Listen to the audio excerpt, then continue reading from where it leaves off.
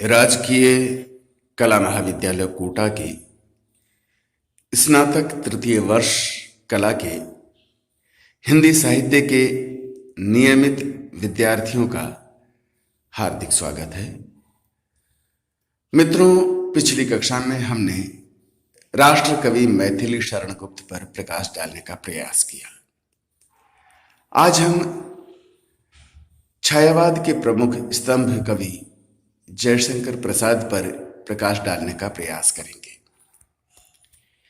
आचार्य रामचंद्र शुक्ल के हिंदी साहित्य के काल विभाजनानुसार आधुनिक काल 1900 से प्रारंभ होता है। रीति काव्य में जहां श्रृंगारिकता प्रमुख स्थान लिए होती है, वहीं आधुनिक काल में साहित्यिक विषय वस्तु विस्तारित रूप में करवट लेती है। भाव बदलते हैं, भाषा बदलती है और गद्य विधाएं भी विविध रूप लेती हैं। इतना ही नहीं, द्विवेदी युगोपरांत छायावाद में हिंदी काव्य अत्यधिक विकास पाता है। अर्थात द्विवेदी युग के बाद में छायावाद में हिंदी काव्य का अत्यधिक विकास हुआ, व्यापक स्वरूप लेता है। छायावादी काव्य के जयशंकर प्रसाद, सुमित्रानंदन पंत, महादेवी वर्मा और सूर्यकांत त्रिपाठी निराला 4 प्रमुख स्तंभ कवि हैं। प्रसाद बहुआयामी व्यक्तित्व के धनी थे।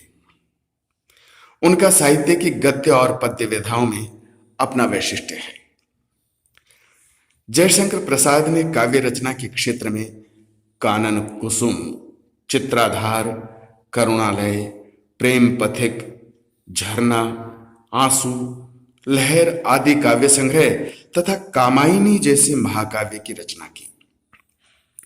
वहीं उन्होंने चंद्रगुप्त, स्कंदगुप्त, ध्रुव स्वामिनी, अजात शत्रु आदि लगभग 1 दर्जन नाटक लिखे।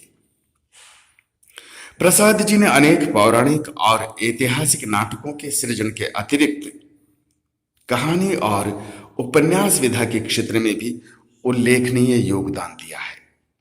उन्होंने आकाशदीप, छाया और प्रतिध्वनि आदि कहानी संग्रह तथा कंकाल, तितली, इरावती जैसे उपन्यासों द्वारा हिंदी गद्य विधा को समृद्ध किया। हालांकि इरावती उनका अधूरा उपन्यास है। 30 जनवरी 1889 को काशी, उत्तर प्रदेश के सुघनी साहू परिवार में जन्मे प्रसाद की अनेक प्रकार की समस्याओं से जूझते हुए भी साहित्य सेवा निरंतर जारी रही।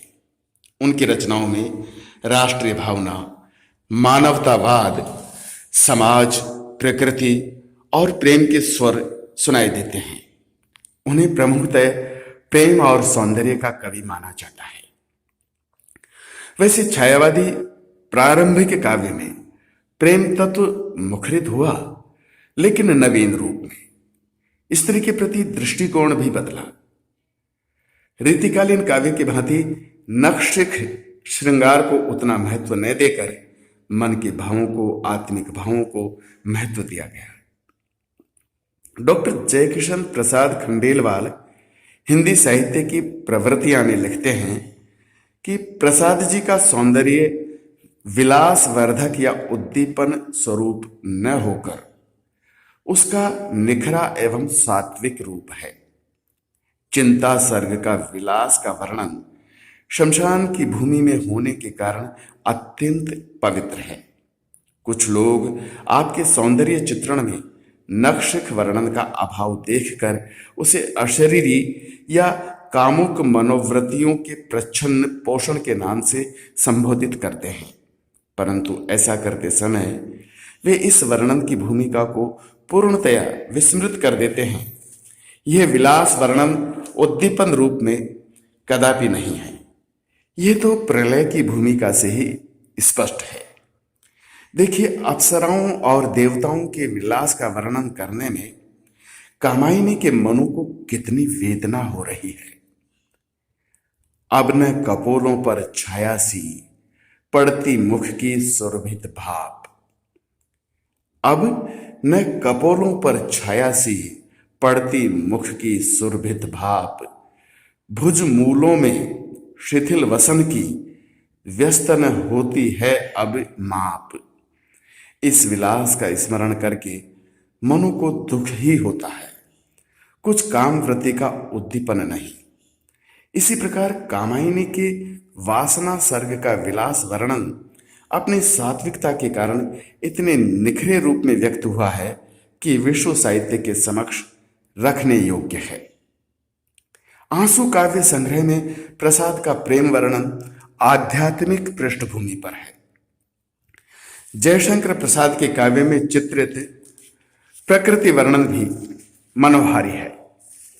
सन 1933 में प्रकाशित उनके काव्य संग्रह लहर में बीती विभावरी जागरी कविता में उषा काल की सुंदर छटा देखने को मिलती है।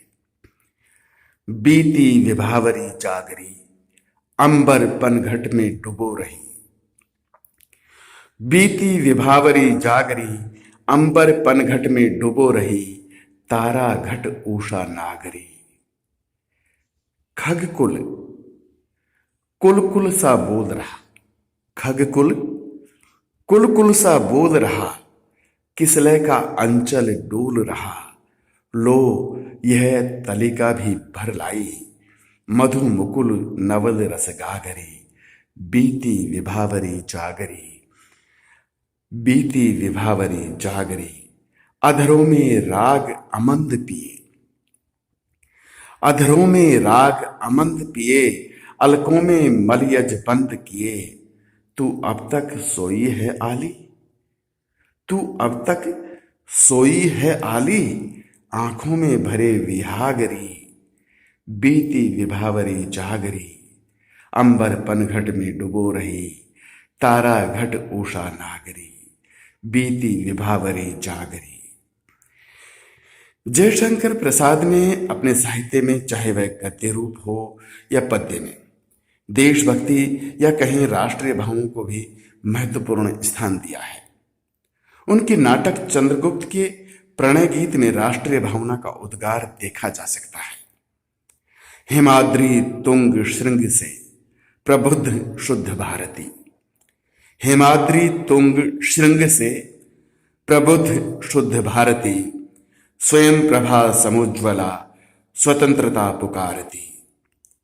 अमर्त्य वीर पुत्र हो दृढ़ प्रतिज्ञ सोच लो, अमर्त्य वीर पुत्र हो दृढ़ प्रतिज्ञ सोच लो।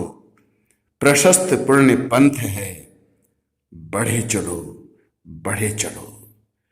इसी प्रकार प्रसाद के लहर काव्य संग्रह की पेशोला की प्रतिध्वनि कविता ऐतिहासिक घटनाओं का आधार बनाकर देश प्रेम के भावों को अभिव्यक्ति देती है। आज भी पेशोला के तरल जल मंडलों में, आज भी पेशोला के तरल जल मंडलों में वही शब्द घूमता सा गूंजता विकल है। आज भी पेशोला के तरल जल मंडलों में वही शब्द घूमता सा गूंजता विकल है, किंतु वह ध्वनि कहां, किंतु वह ध्वनि कहां। गौरव की काया पड़ी माया है प्रताप की, गौरव की काया पड़ी माया है प्रताप की। वही मेवाड़, वही मेवाड़, किंतु आज प्रतिध्वनि कहां है। अतः हम कह सकते हैं कि छायावाद के प्रमुख कवि जयशंकर प्रसाद की रचनाओं में राष्ट्रीय भावना, प्रकृति प्रेम और सौंदर्य आदि का सरस चित्रण देखने को मिलता है। उन्होंने ब्रज भाषा और खड़ी बोली दोनों में ही काव्य रचना की है। मित्रों, अगली कक्षा में हम छायावाद के ही एक और स्तंभ कवि सूर्यकांत त्रिपाठी निराला पर प्रकाश डालने का प्रयास करेंगे। तब तक के लिए नमस्कार।